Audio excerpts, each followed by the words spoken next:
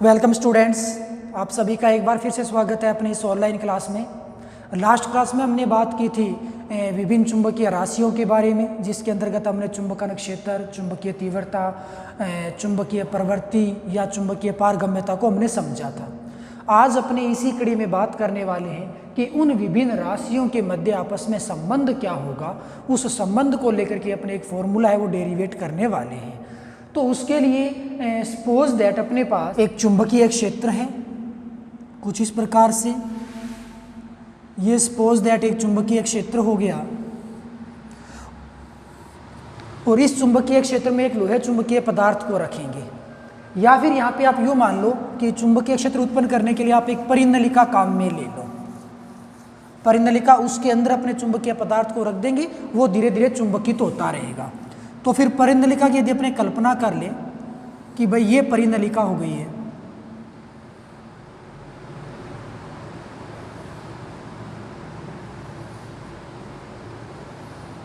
ये हो गई बच्चों परिनलिका, और इसमें चुंबकीय क्षेत्र है वो सपोज दैट कि इस डायरेक्शन में है, धारावाही परिनलिका है। चुंबकीय क्षेत्र बी वेक्टर हो गया। अब इस चुंबकीय क्षेत्र का बच्चों अपने उपयोग लेंगे इसके अंदर रखे पदार्थ को चुंबकित करने के लिए।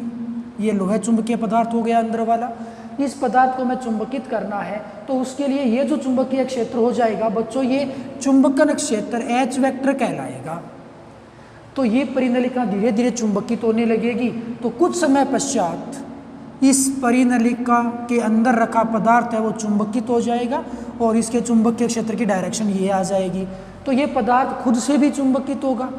जब ये पदार्थ चुंबकित हो जाएगा तो इस पदार्थ के चारों ओर कुल मिलाकर के दो प्रकार के चुंबकीय क्षेत्र उत्पन्न होंगे। दो प्रकार के कौन कौन से? एक तो परिनलिका के कारण होगा। परिनलिका के कारण हम चुंबकीय क्षेत्र जानते हैं, म्यू नॉट एन आई होता है, यानी कि परिनलिका के अंदर चुंबकीय क्षेत्र होता है उसका खुद का। दूसरा, जब ये पदार्थ चुंबकित हो जाएगा तो ये चुंबक बन जाएगा तो इसका खुद का भी चुंबकीय क्षेत्र होगा। तो इसके चारों ओर कितने चुंबकीय क्षेत्र हो गए? दो। एक तो हो जाएगा परिनलिका वाला और दूसरा हो जाएगा इसका खुद का, और दोनों की डायरेक्शन बच्चों एक दिशा में होती है। अतः इसके चारों ओर परिणामी चुंबकीय क्षेत्र है वो दोनों चुंबकीय क्षेत्र के योग से हमें प्राप्त होगा। तो मान लो कि ये पदार्थ है चुंबकित हो गया तो इसका खुद का चुंबकीय क्षेत्र बच्चों हमने B1 नाम दे दिया। खुद का चुंबकीय क्षेत्र कितना मान लिया? B1 मान लिया। और परिनलिका का चुंबकीय क्षेत्र हमने कितना मान लिया? B0 मान लिया। कितना मान लिया? B0। H0 क्या है? H0 चुंबकन क्षेत्र है। B0 क्या है? परिनलिका के अंदर का चुंबकीय क्षेत्र है। और B1 क्या चीज़ है? जब ये पदार्थ चुंबकित हो जाएगा उस केस में ये उस पदार्थ का चुंबकीय क्षेत्र है। और इस पदार्थ के चारों ओर कितने प्रकार का चुंबकीय क्षेत्र बनेगा? दो प्रकार का, एक तो B0 है और एक B1 है। तो पदार्थ के चारों ओर का कुल चुंबकीय क्षेत्र कितना बन जाएगा? B0 और B1 के योग से आएगा। किस किस के योग से आएगा? B0 और B1 के योग से आएगा। तो हम क्या कहेंगे? पदार्थ के चारों तरफ कुल चुंबकीय क्षेत्र, कुल चुंबकीय क्षेत्र कैसे लिखोगे? कैपिटल B बोल देता हूं मैं। ये B बन जाएगा बच्चों कितना? B0 plus B1। अब हमें B1 और B0 की वैल्यू निकालनी है, यहाँ पे पुट करनी है, तो विभिन्न राशियों में संबंध अपने पास निकल के आ जाएगा। B1 B0 क्या है? B0 इस परिनलिका का चुंबकीय क्षेत्र है। इसके लिए हमने कल एक फॉर्मूला देखा था कि चुंबकन क्षेत्र H का जो फॉर्मूला होता है बच्चों वो होता है B0 बटे म्यू नोट। क्या होता है? B0 बटे म्यू नोट होता है। तो यहाँ से आप B0 का मान निकाल सकते हो। B0 बराबर क्या बन जाता है? म्यू नोट H वेक्टर बन जाता है। ये तो बच्चों किसके लिए मान निकल के आ चुका है? B0 यानी कि परिनलिका के अंदर का चुंबकीय क्षेत्र। सिंपल, हमने जो कल फॉर्मूला देखा था चुंबकन क्षेत्र वाला, उसके आधार पे हमने निकाल दिया। अब क्या होगा? इस पदार्थ का चुंबकीय क्षेत्र कितना बनेगा?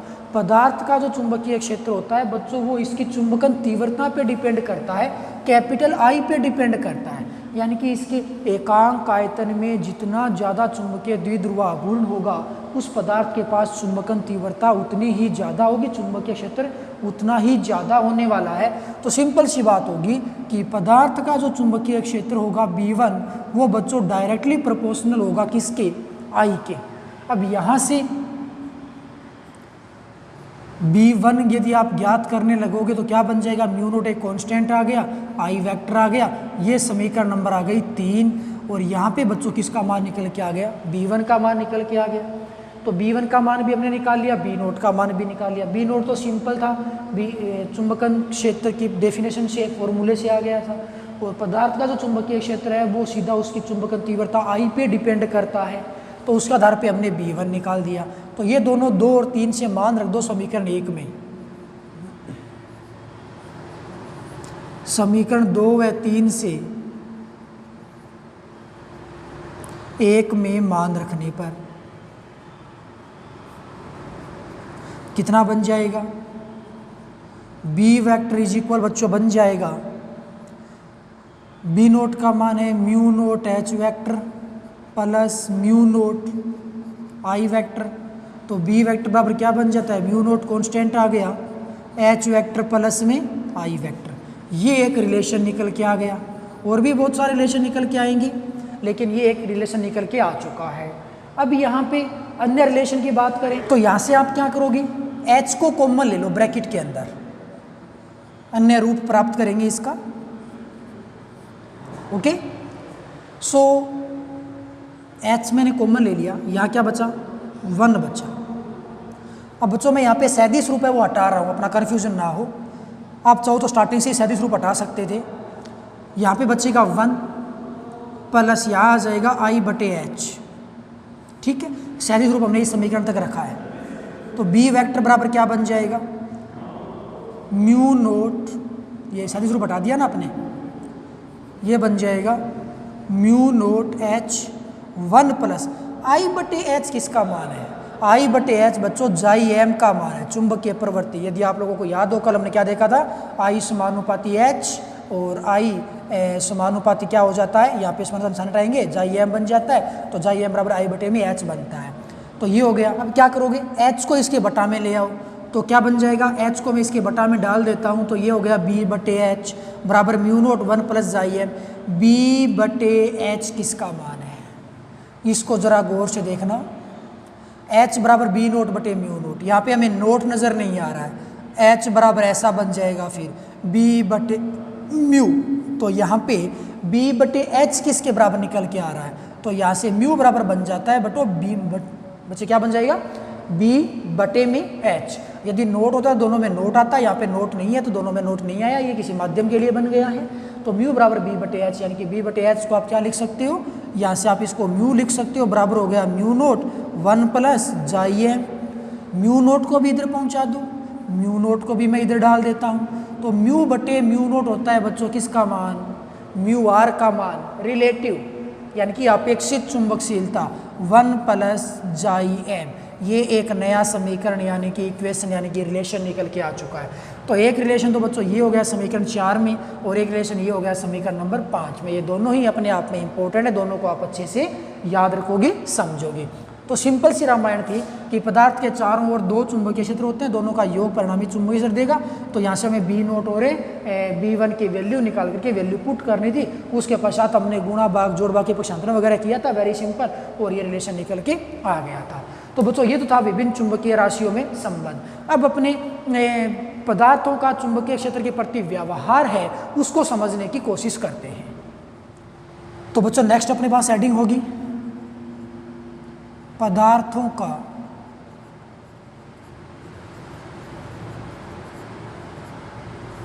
चुंबकीय क्षेत्र में व्यवहार।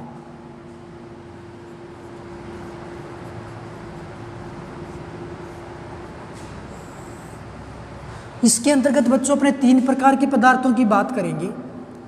पहला होगा प्रतिचुंबकीय पदार्थ,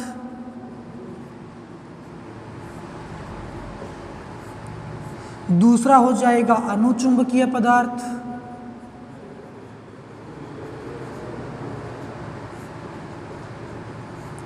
और तीसरा हो जाएगा लोह चुंबकीय पदार्थ।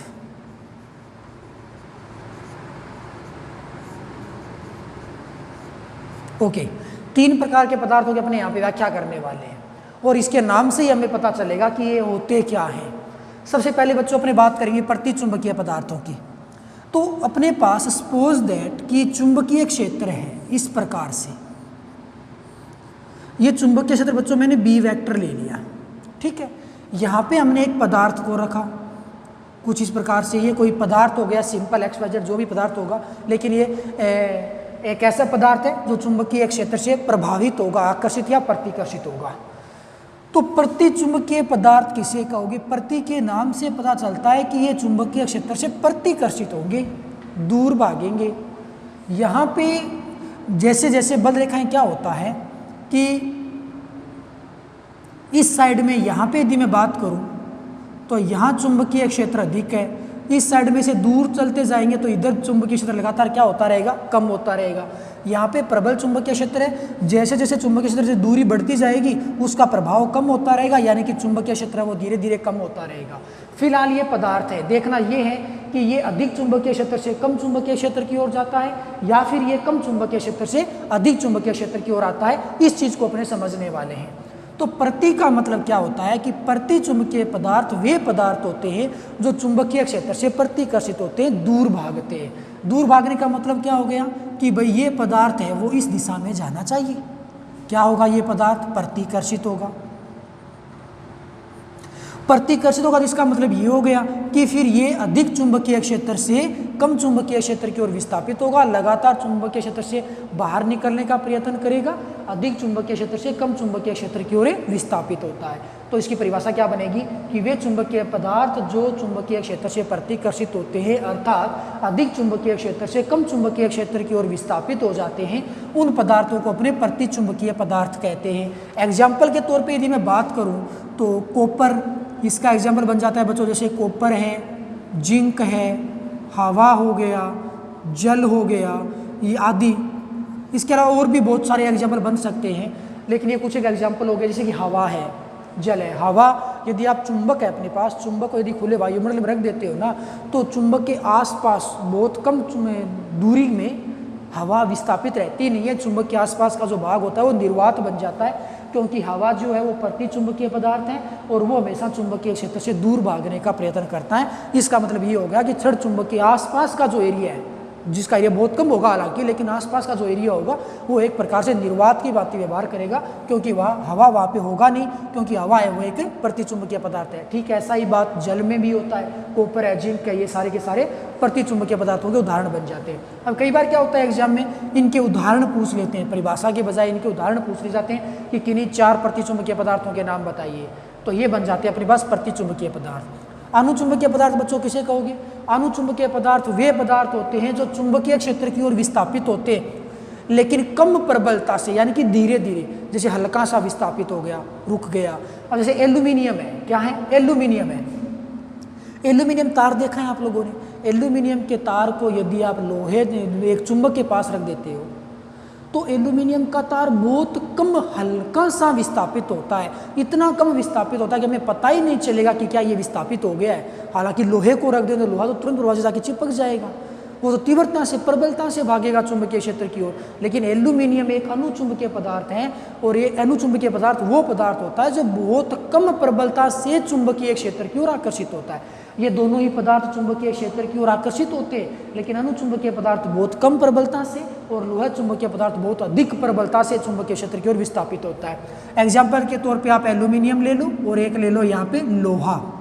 तो एल्यूमिनियम है वो बहुत कम विस्थापित होगा, इतना कम कि हमें पता भी नहीं चलेगा कि विस्थापित हो गया कि नहीं हो गया, लेकिन ये चुंबकीय क्षेत्र की ओर विस्थापित जरूर होगा, चुंबक की ओर आएगा जरूर। और लोहा चुंबकीय पदार्थ में यदि लोहे की बात करें तो वो तुरंत प्रभाव से जाके चिपक जाता है। तो अब यहाँ पे यदि मैं बात करूँ कि भाई ये एक पदार्थ है और वो पदार्थ अपने यदि अनुचुंबकीय है तो ये हल्का सा विस्थापित होगा, कम प्रबलता से विस्थापित होगा। किधर है? चुंबकीय क्षेत्र की ओर। मतलब ये कम चुंबकीय क्षेत्र से अधिक चुंबकीय क्षेत्र की ओर कम प्रबलता से विस्थापित होता है, अति अल्प विस्थापित होता है। तो इस प्रकार के पदार्थों को अनुचुंबकीय पदार्थ कहते हैं। तो परिभाषा क्या बन जाएगी? वे पदार्थ जो कम प्रबलता से चुंबकीय क्षेत्र की ओर विस्थापित होते हैं, अर्थात कम चुंबकीय क्षेत्र से अधिक चुंबकीय क्षेत्र की ओर विस्थापित होते हैं, अनुचुंबकीय पदार्थ कहलाते हैं। अब जैसे सोडियम हो गया, एल्यूमिनियम हो गया, इसी प्रकार से अपने पास कैल्शियम हो गया, अन्य भी बहुत सारे पदार्थ बन जाते हैं, तो ये अनुचुंबकीय पदार्थों के एग्जाम्पल होते हैं। बात करें लोहा चुंबकीय पदार्थों की, तो लोहा चुंबकीय पदार्थ कौन से पदार्थ होंगे? लोहा चुंबकीय पदार्थ वे पदार्थ होते हैं जो प्रबलता से चुंबकीय क्षेत्र की ओर आकर्षित होते हैं, तीव्रता से भागेंगे कहाँ? चुंबकीय क्षेत्र की ओर भागेंगे। तो ये इस प्रकार से प्रबलता से भागेंगे, यानी कि ये कम चुंबकीय क्षेत्र से अधिक चुंबकीय क्षेत्र की ओर प्रबलता से विस्थापित होंगे, तो उन पदार्थों को हम क्या कहेंगे? लोहा चुंबकीय पदार्थ कहेंगे। तो यहाँ पे प्रतिचुंबकीय पदार्थ प्रतिकर्षित होते हैं, अनुचुंबकीय पदार्थ कम आकर्षित होते हैं, लोहा चुंबकीय पदार्थ हैं वो प्रबलता से आकर्षित होते हैं। बच्चों ये सिंपल इसकी व्याख्या थी, उसके एग्जाम्पल थे।